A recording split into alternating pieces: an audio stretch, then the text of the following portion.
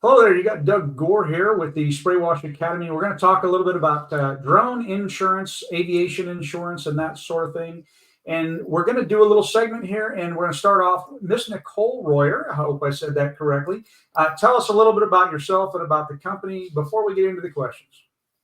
Yes. So, thanks for having me. I am the drone expert here at BWI Aviation Insurance. I've been working with drones for about 2 years, and I have just dove deep into just the drone world. So I specialize in all drone aviation insurance here at BWI. Awesome. And so when we talk about insurance, the first thing I'm going to say is, I already have my general liability insurance. I'm going to be flying a drone. Doesn't that just cover that? Or why would I need an aviation policy? Yes, that's a great question. And I get that question all the time. Your commercial general business liability policy will cover your business for many different things, but it excludes aviation. So you have to have a specific aviation policy to cover your drone operation and to cover the aircraft. It's very common for drone operators to have multiple insurance policies, one for the business side and one for the aviation side. And it's kind of like maritime, right? So sometimes you may Correct. need a different policy, like if you're, using boats and that sort of thing. So they're not actually covered on the policy. What are some of the ramifications if I don't have an aviation policy and I'm flying a drone kind of thing?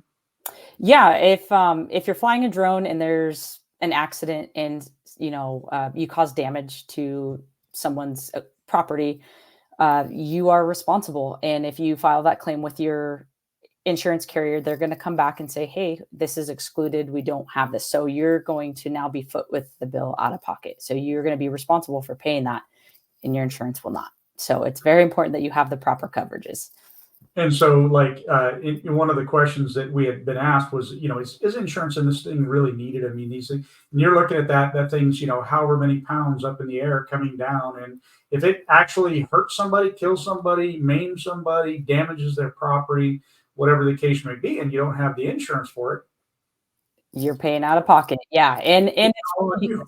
yeah, I get the question all the time. Do I really need this coverage?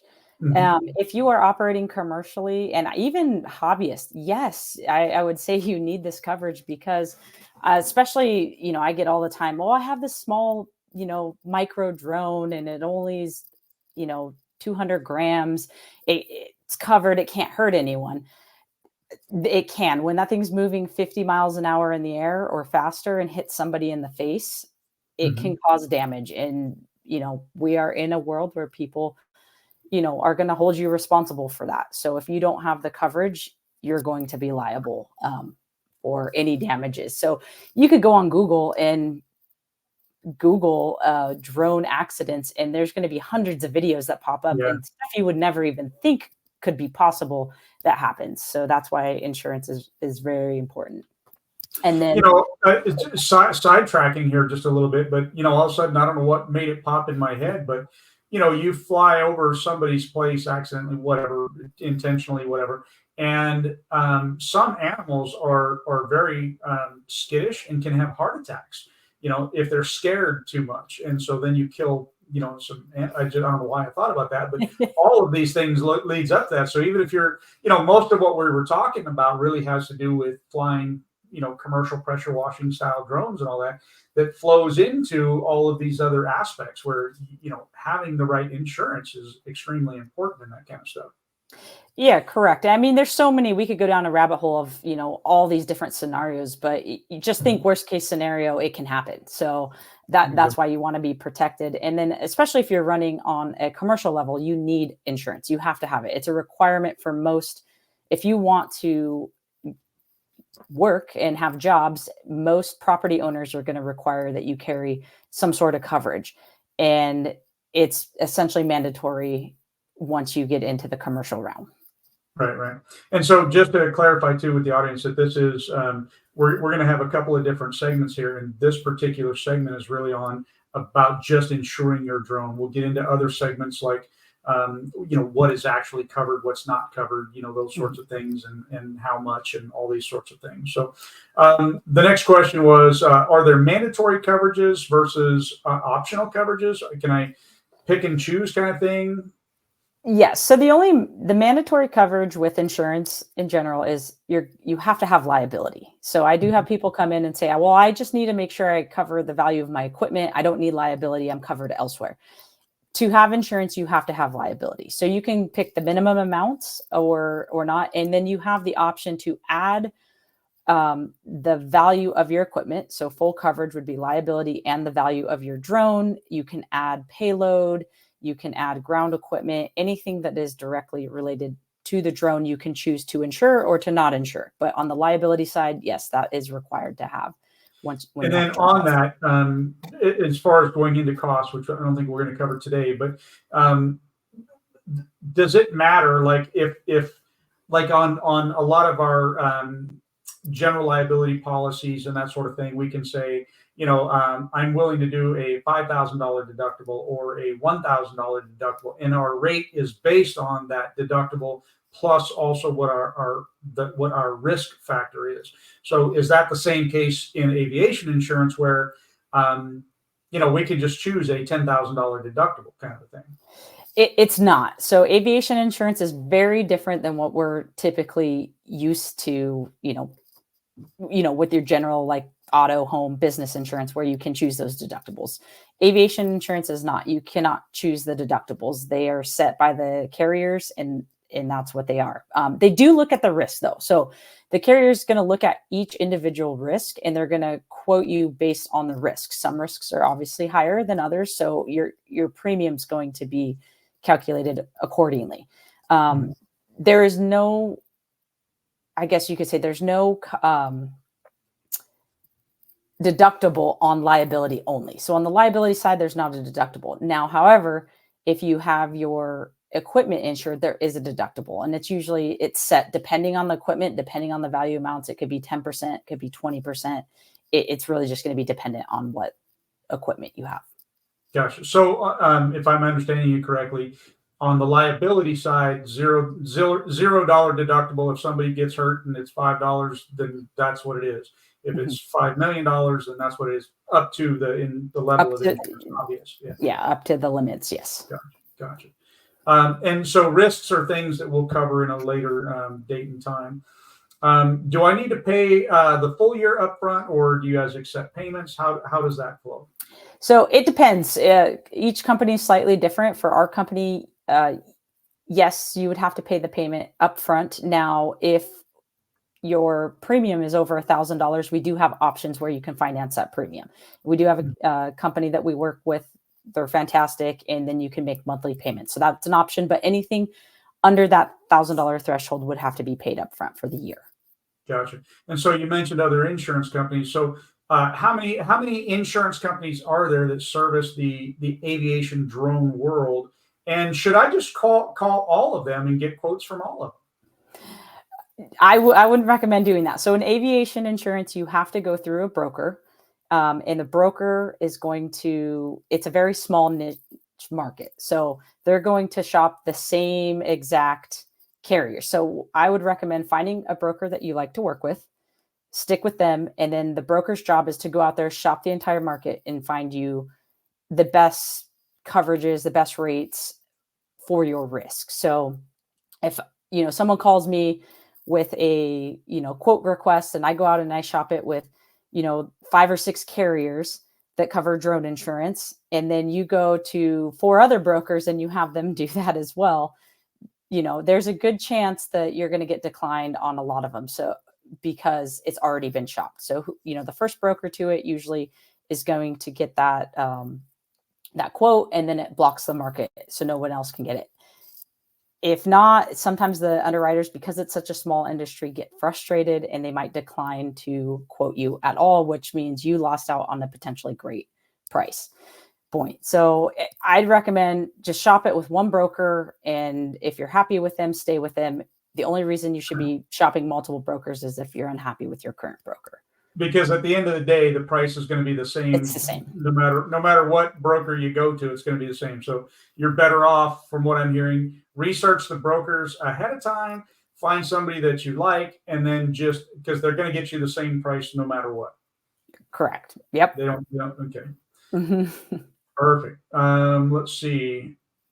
Uh, so if I get the insurance, what happens if another company wants to be listed as an additional insured? We get that a lot of times in all aspects of business where we go out and we give a quote and they want to be listed as an additional insured. Is that different in the aviation side, or is that the same thing, or how does that work?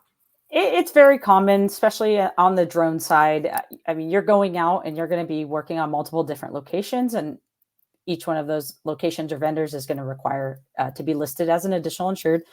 Once you have a policy in place, best thing to do is to contact your broker with the information needed, and we can get that certificate for you. I do recommend do not wait till the last minute.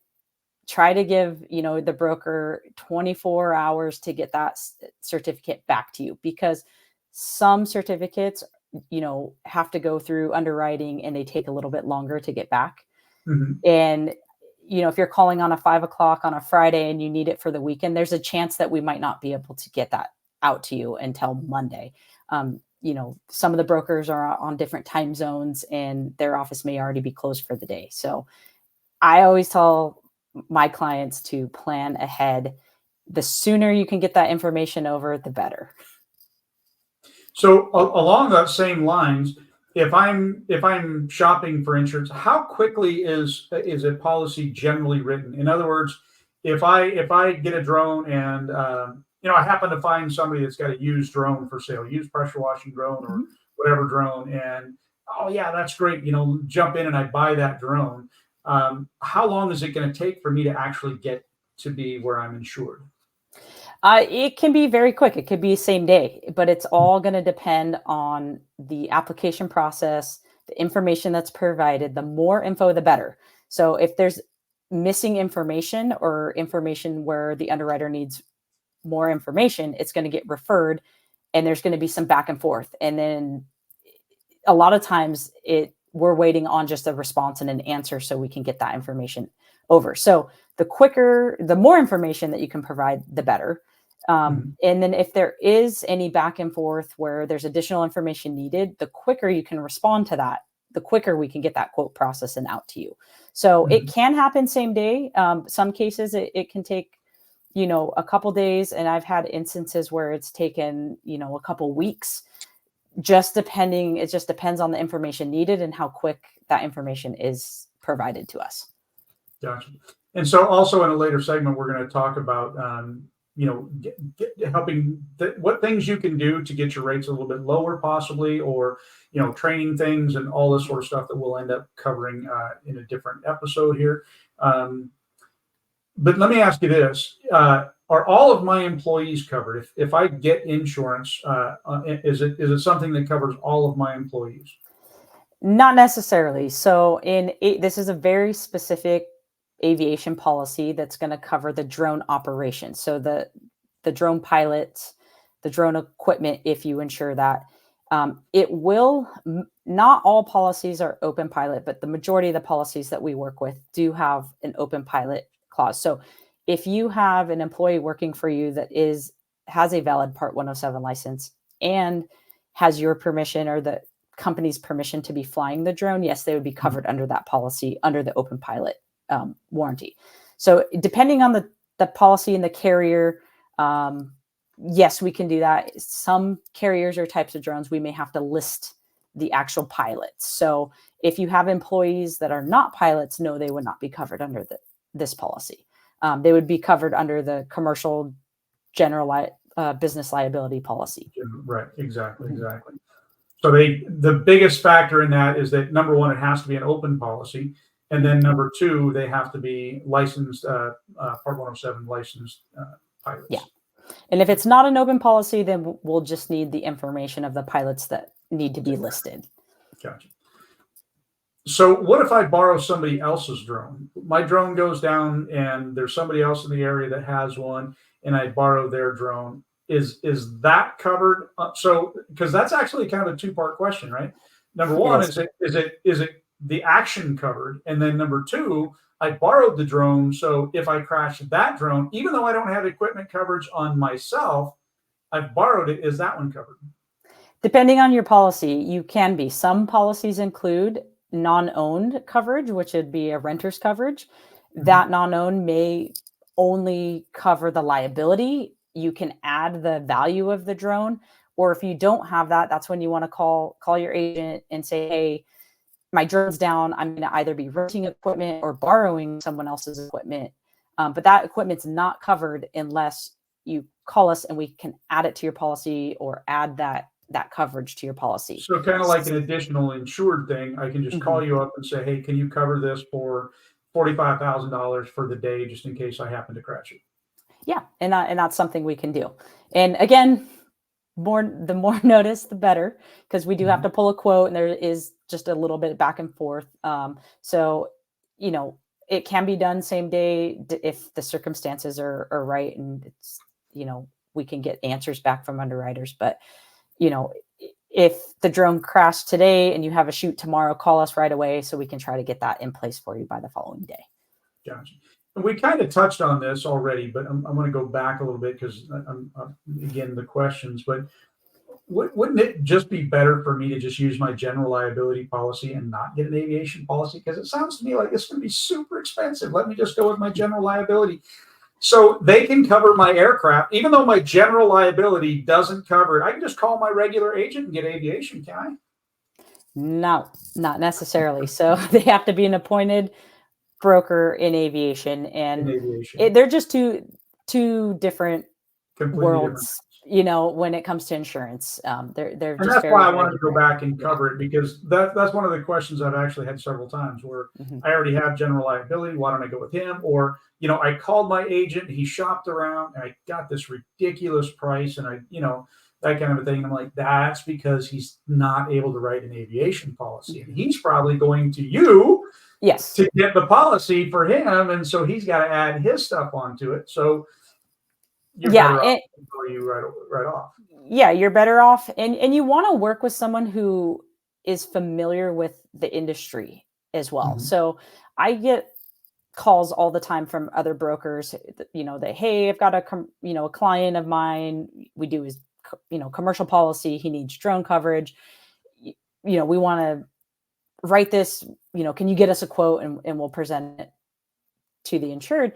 The difference is there might be questions or differences that they're not asking just because they're not aware, they're not dealing with it every day. So you really want to deal with an aviation professional to make sure that you are properly insured for your equipment. And Being covered correctly. we can go over all the different options that we have where your broker doesn't deal with that every day and is not familiar with the industry and might not know all the different routes we can go to get you the coverage you need.